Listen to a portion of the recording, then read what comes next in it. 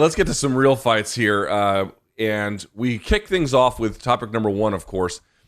Chuck, correct me if I'm wrong. I believe our colleague Ariel Helwani was the first to report this. It's not officially signed, but it appears all systems go for Dustin Poirier versus Michael Chandler. Now, this is supposed to be, as we understand it, again, we haven't had a full confirmation yet, November 12th at MSG, which of course would indicate the UFC is going to be back there on that night, which was largely anticipated, but seems it gives us a date, something to look forward to. But okay, first things first, Chuck, when I tell you that Poirier is going to fight Michael Chandler, forget about MSG for just a moment, but now it's on the books.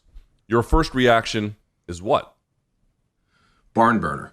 Because, and I hate, it's weird, I hate putting that expectation on, but I really do think that's the expectation. If you just look at the Gaethje math, right, like both guys had fights with Gaethje, one was a fight of the year, the other was a very memorable fight, and then you say, okay, they're willing to accommodate Gaethje, in his style of fighting and go in there and put on a fight like that, and now they're going to MSG.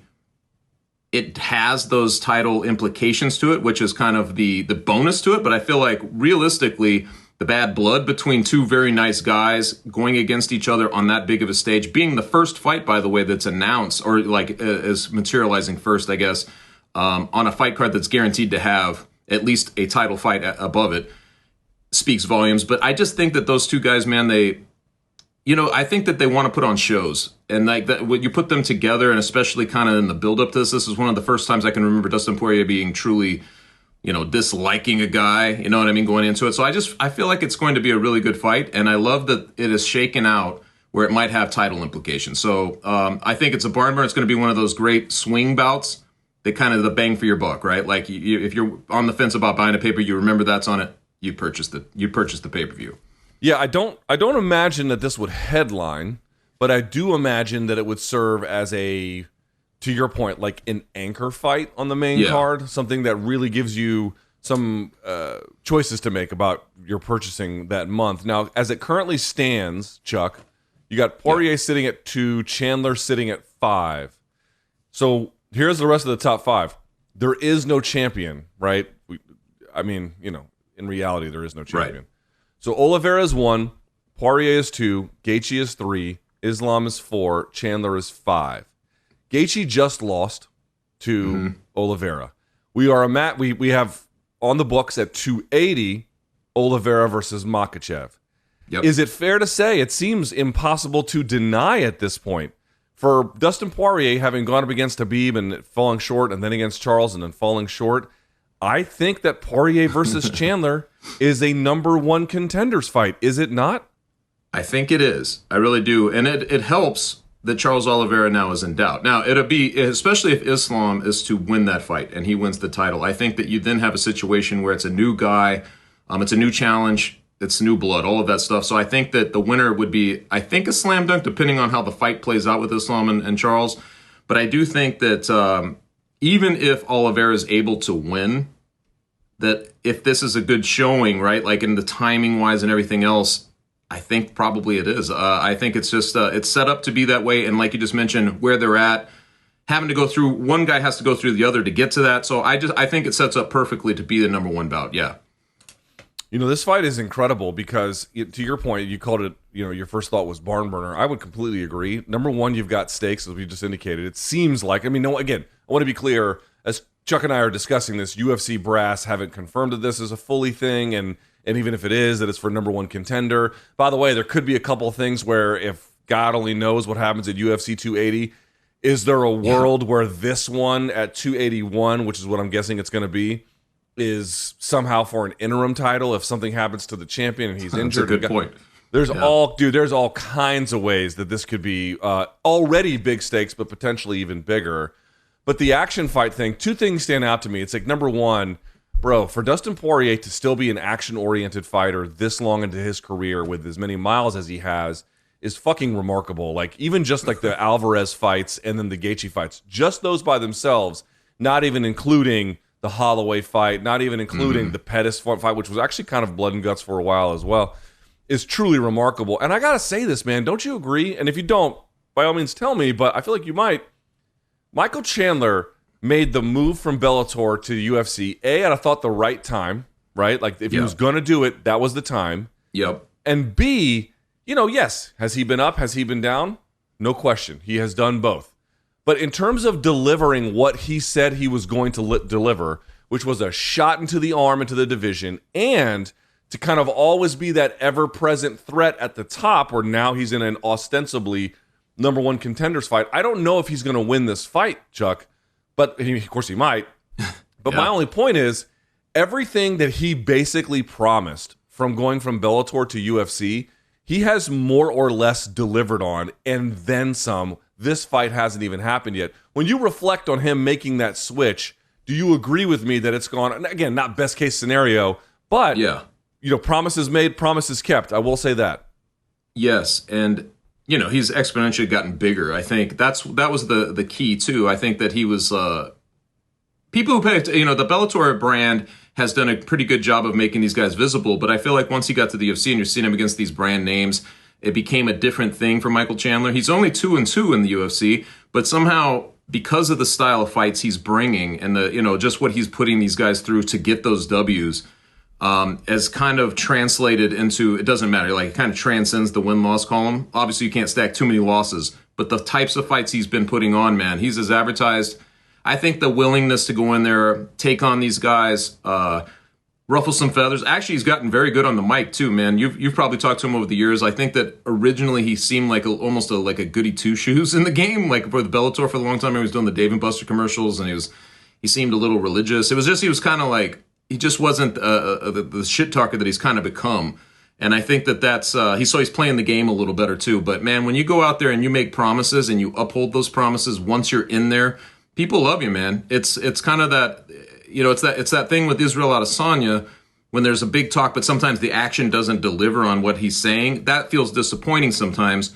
But with a guy like Michael Chandler, I feel like every time he goes in there, man, he puts on one of those fights. So you hate to call it a guaranteed barn burner, but I feel like this is about as close as it gets, right? Like this is one of those types of fights. Right. I mean, you don't know how long it might last. That's always the issue. True.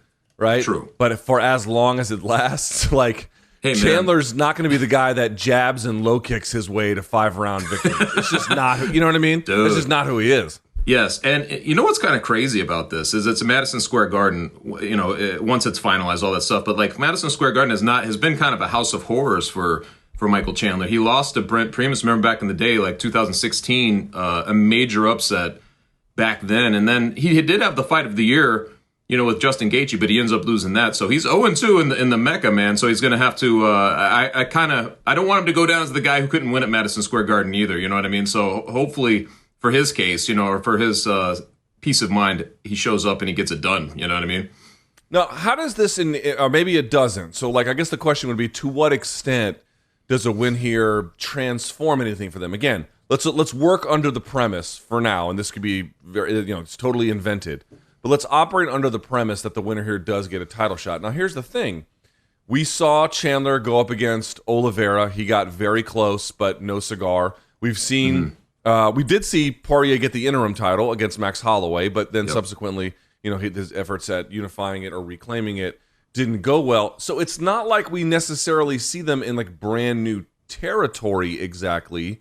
But I'm wondering, getting back to that spot, well, I guess winning the championship would be the only thing different, right? If they were actually able to get there and then persevere, for Chandler to go from Bellator, then 2-2 in the UFC, then 3-2, because he would have to be to win over Poirier, and then to claim the title, would be a true, incredibly insane feat. And then similarly, for a guy like Dustin Poirier to finally break through in the way that he has, these would be transformative moments. But I guess what I'm wondering is, short of doing that, does getting back to that point, that's not, it's impressive, yes, but it's not different, right? Right. I think history remembers getting fully over the hump, right? Like you got to be the champion, you got to do some things.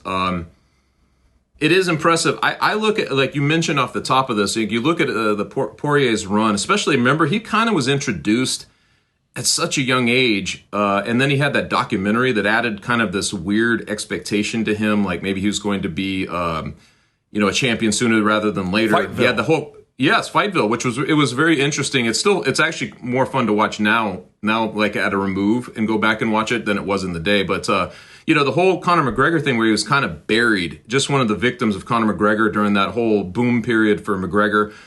It's kind of remarkable, man. Like you mentioned, he's just gone through a sustained amount of battles, and there are some of them wars, and he is still doing this. And honestly, after he lost that last fight with Charles Oliveira, he kind of indicated like he might not even want to keep going, like he was really, all the options are on the table. And I know some people speak emotionally about that, but when you have a career like his, which is, you kind of move up, but you don't quite get over, you kind of move up, you don't quite get over, like, and you're always hovering in that space, you can see how it gets frustrating. So particularly from Dustin Poirier's point of view, I think this fight means a lot. You know what I mean? You got to get back there, and I think it would mean a lot to him and his career, his legacy, whatever you want to call it, to not only just get this fight, which is a big one in Madison Square Garden, but then to put yourself back on that radar and then go get the belt. I think that would round out a truly remarkable career when you look at it. Now, my brain is full of Swiss cheese, Chuck, so I might be saying something stupid here, and if I am, by all means, help me out. Has anyone gone from Bellator to UFC and claimed a weight class title? Now, obviously, we've seen the opposite. Fine, yes, but I'm trying to remember. I don't think we have. I don't think we've seen someone do that. Not yet. Well, what about Eddie Alvarez? Oh yes. What am I saying? Yes, he's already. So he's the one. Yes, he's the one. I don't really believe. Yeah, yes. I don't believe anybody else has though. I think he's the one. Right, he would be the only one. Yeah, sorry. Again, when you're hosting a show, your brain just doesn't work. I understand. Can barely listen. My headphones barely work. You know what I'm saying? Cut me a break here. Why do they pay me for this job? I forgot that UFC 277 just happened a week ago, Luke. I don't know. I couldn't tell you much about that card at this point. Okay, nevertheless, Eddie, Underground King, had a lot of titles and a lot of other weight classes. Still, it would represent something significant for Chandler, on the other hand, to go and do that. Sure. I think Chandler has been kind of seen, like, promises made, promises kept in terms of what he told fans was possible, because he never told them, I'm definitively going to be the champion of the world, and there's no denying it. He's always said, I'm there for a good time, not a long time. Nevertheless, for him to go in there and claim the UFC title, especially after losing to Charles in the way that he did, the Gaethje fight was not for a title, but it was kind of thorough-ish in the way that he lost.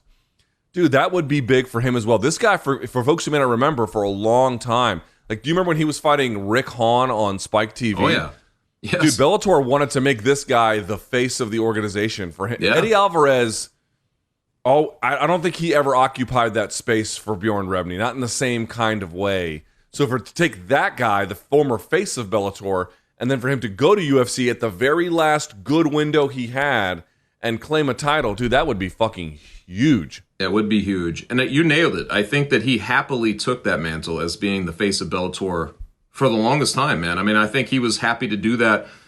But there was the side of him that always was like, just like with any good Bellator fighter, there's always this, what if the partition was down? How would he fare against these other guys? Well, for him to get through the gauntlet that he's gone through and then so he gets through Poirier and he ends up getting a title, that would be huge, man. I mean, I honestly then his career becomes almost a study in itself, like going back and looking at everything that he's been able to do.